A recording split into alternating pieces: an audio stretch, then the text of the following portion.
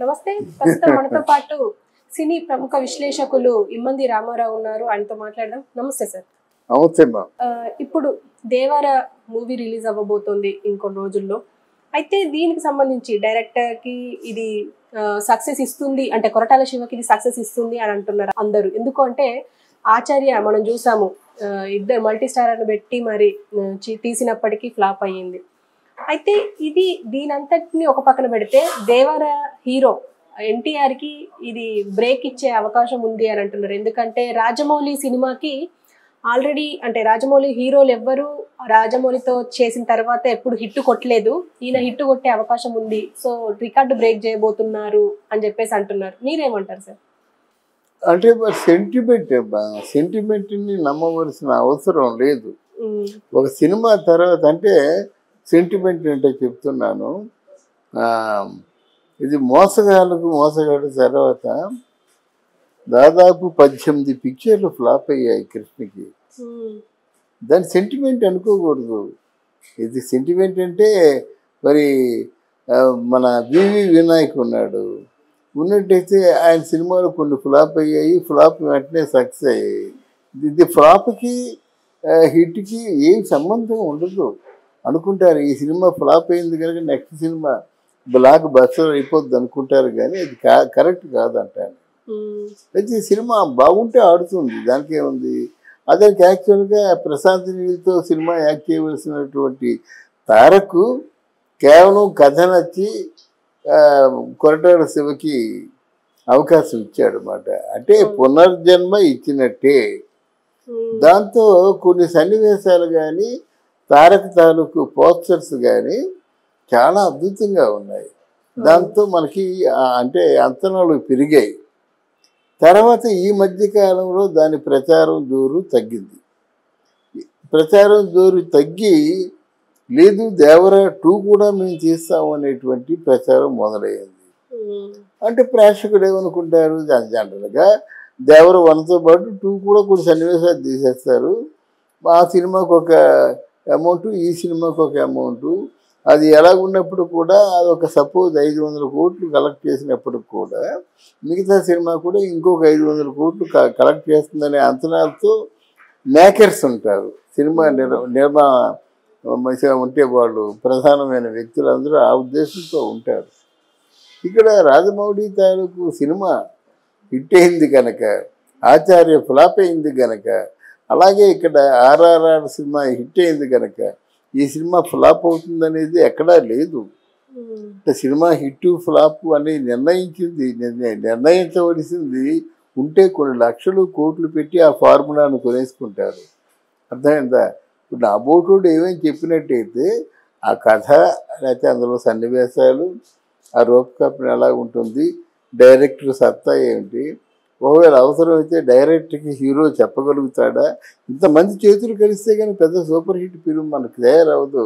అయితే అది రాళ్ళెత్తిన కూలీలుగా కొంతమంది మిగిలిపోతారన్నమాట. అందరి చేతులు, టెక్నీషియన్ చేతులు కలవాలి, ఎడిటర్ చేతులు కలవాలి.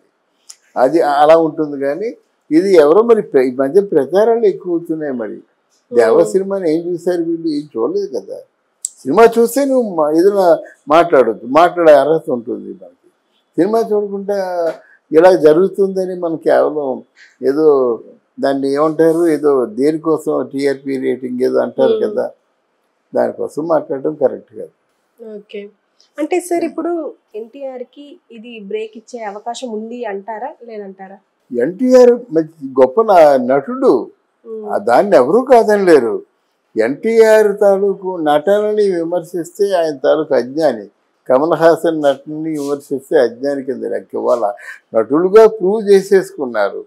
అయితే మనం ఇంత బంగారం దొరికిందమ్మా, మరి సరైనటువంటి నిపుణుడికి ఇచ్చినట్టయితే ప్రపంచంలో ఎక్కడ సౌందర్యంతో హారం తయారు చేస్తాడు. అదే పని చేత కాని వాడైతే ఆ బంగారాన్ని అటు ఇటు చెదగొట్టేసి మొత్తం ఏదో బెల్లలుగా చేసి ఇచ్చేస్తాడు. పనివంతులే కదా. మరి రాజమౌళి చిత్రాలు ఈ రోజు వరకు కూడా ఎక్కడ ఫెయిల్ అవ్వకుండా ఉన్నాయంటే రాజమౌళి చిత్రాల్లో చేసినటువంటి హీరోలు ఫెయిల్ అయ్యారు, కానీ రాజమౌళి ఎక్కడ ఫెయిల్ అవ్వలేదు. ఆ సీక్రెట్ ఏంటంటే మార్కెటింగ్ స్కిల్స్ ఆయనలో ఉన్నాయి. అంటే మెంటల్గా ఆర్టిస్టుని ప్రిపేర్ చేస్తాడు. ఆర్టిస్టుని ప్రిపేర్ చేయడమే కాకుండా ప్రేక్షకులను కూడా సైకలాజికల్గా ప్రిపేర్ చేస్తాడు. ఆయన సినిమా తీసే ముందు ఈ సినిమాలో ఇది ఉంటుంది అంటాడు, అత్యద్భుతంగా చేస్తాడు. గ్రాఫిక్స్ని ఇవన్నీ ఉపయోగించుకోవడంలో స్పెషల్ ఎఫెక్ట్స్ని ఇప్పటి వరకు రాజమౌళిని మించిన వాడు ఎవడు రాలేదు. అయితే ఆ రాజమౌళిని తలపించే పరిస్థితుల్లో నాకు అశ్విన్ ఉన్నాడు. ఎందుకంటే అడుగు మనం అనుకున్నట్టుగా 1000 కోట్లు రీచ్ అయిపోయింది అన్నమాట. అంటే అలాంటి చెప్పేది ఏంటంటే ఆ తీసేవాడు సమర్థుడైతే డెఫినెట్గా మంచి హిట్ అందిస్తాడు. ఓవర్ తీసేవాడికి ఏదో ప్రాబ్లమ్స్ వచ్చి ఫ్రస్ట్రేషన్లో ఉండి ఏదో మొత్తానికి మీరు అన్నిటి గొడవలు వచ్చాయనుకోండి, అక్కడి నుంచి బుర్ర పెట్టలేడు. ఈ ప్రోడక్ట్ నాదనుకొని చేస్తాడమ్మా. డైరెక్టర్ అనేవాడికి నిద్రాహారాలు ఉండవు జనరల్గా. పెద్ద డైరెక్టర్స్ వాళ్ళు ఎంతైతే అమౌంట్ తీసుకుంటారో దానికి తగ్గ కష్టం ఉంటుంది. మీరు 100 కోట్లు అంటారు కానీ 100 కోట్లు 200 కోట్లు కష్టం వాళ్ళకు ఉంటుంది. ఒక టెక్నీషియన్గా చెప్తున్నాను. కానీ ఎప్పుడైతే మనసు గాయపడినప్పుడు దాని గురించి తీక్షణంగా ఆలోచించలేదు.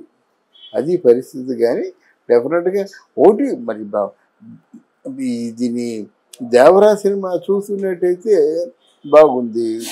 ఇంకొక కోణంలోంచి కూడా ఆడవచ్చు, మనం మాట్లాడవచ్చు. ఏంటంటే ఆంధ్ర వాళ్ళనే సినిమా తీశారు ఒకటి, పూరి జగన్నాథ్ గారు. అందులో ఓ తండ్రి పాత్ర కూడా తారకది ఉందంట.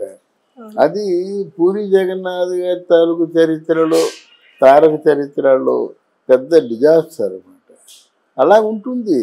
మరి అలాగని దానికి దీనికి పోలికంటే పోలిక కాదు. అందువల్ల సినిమా మేకింగ్లో వాళ్ళు చాలా జాగ్రత్తలు తీసుకుంటారు.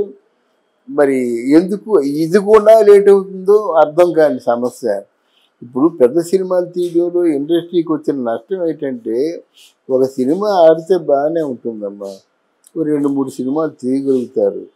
కానీ సినిమా కానీ పోయినట్టయితే వీళ్ళు అనుకుంటున్నారు ప్రొడ్యూసర్ ఎవరే పోవటం లేదు, ఆ సినిమాకి ఫైనాన్స్ చేసేవాళ్ళు, ఆ సినిమా పనిచేసే టెక్నీషియన్స్, ప్రొడక్షన్ యూనిట్ మొత్తం ఒక 100 మంది 150 మంది ఉంటారన్నమాట. ఆ సినిమా ఫెయిల్ అయితే మళ్ళీ సినిమా తీసేలాగా ఈ 150 మంది కూడా వస్తులతో ఉంటారన్నమాట. ఇది పరిస్థితి. కానీ దీన్ని గమనించి వాళ్ళు సినిమా నిర్మాణం చేతబడితే బాగుంటుంది. అండ్ మీరేమంటారు సార్, రాజమౌళితో చేసిన తర్వాత అంటే రాజమౌళితో హిట్ సంపాదించిన తర్వాత మళ్ళీ నెక్స్ట్ వేరే డైరెక్టర్తో తీస్తే ఆ మూవీస్ ఫ్లాప్ అవుతాయి? అవును. ఈవెన్ మనం బాహుబలి తర్వాత సాహు చూసుకుంటే సాహు మన దగ్గర ఆడలేదు కానీ వేరే రాష్ట్రాల్లో ఆడింది. ఎలా చూడొచ్చు అంటారు దీన్ని? అది కరెక్టే ఉంటుంది. ఒక పెద్ద సూపర్ హిట్ తర్వాత వీళ్ళు ఏం చేస్తారంటే ప్రేక్షకులు ఆ హిట్ మూవీతోనే కంపేర్ చేసుకుంటారు. ఇప్పుడు ఆర్ఆర్ఆర్లో యాక్ట్ చేసిన తర్వాత మన ఎవరు తారక్ని అంతకు మించిన స్థాయిలో యాక్టింగ్ అదంతా ఊహించుకుంటారు. అటువంటి సన్నివేశాల్ని రూపకల్పన చేయవలసిన బాధ్యత మన డైరెక్టర్. అంటే ఈయన కొరటాల శివని ఎందుకు అంటున్నామంటే is not only director, is a good writer and dialogue writer. కనుక ఆయన మిగతా వాళ్ళకంటే సౌలభ్యంగా సినిమాను మలుచుకోవచ్చు. అంటే ఇక్కడ దేవర సినిమా ఏంటంటే ఒక హై ఎక్స్పెక్టేషన్స్లో ఉంది. ఆ ఎక్స్పెక్టేషన్స్కి ఏమాత్రం అనుకూలంగా రాకపోయినా దెబ్బతింటారు. Okay sir, thank you. Thank you అమ్మా, థ్యాంక్ యూ వెరీ మచ్.